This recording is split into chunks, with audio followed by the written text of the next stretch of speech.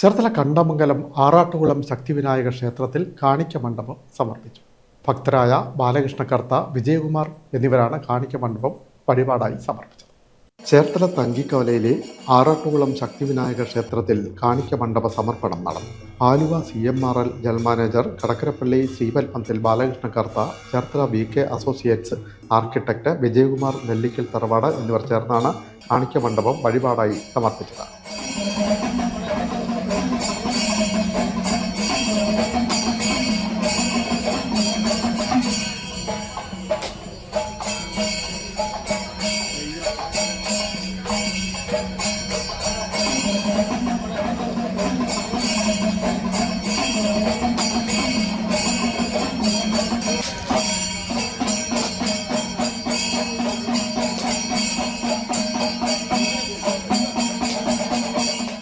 ക്ഷേത്രം തന്ത്രി ജിതിൻ ഗോപാൽ തന്ത്രികളുടെ മുഖ്യ കാർമ്മികത്വത്തിൽ സമർപ്പണ ചടങ്ങ് നടന്നു. Kandamangalam Devaswom president Anilkumar Anchanthara, secretary Radhakrishnan Therath, vice president Thilakan Kailasam, ഖജാൻജി PA Binu, school manager KP Aghosh Kumar, പടിഞ്ഞാറെ കൊട്ടാരം Devaswom secretary D Chandran, NSS Karayogam president Gopalakrishnan Nair, Puthiyakavu Devaswom president Rajendran, Chammanad Devaswom മുൻ മാനേജർ KR ഹരികുമാർ, പാട്ടത്തിൽ കുടുംബയോഗം കമ്മിറ്റി അംഗം ശശികുമാർ പെരുമന തുടങ്ങിയവർ സന്നിഹിതരായിരുന്നു. നിരവധി ഭക്തജനങ്ങളും പങ്കെടുത്തു.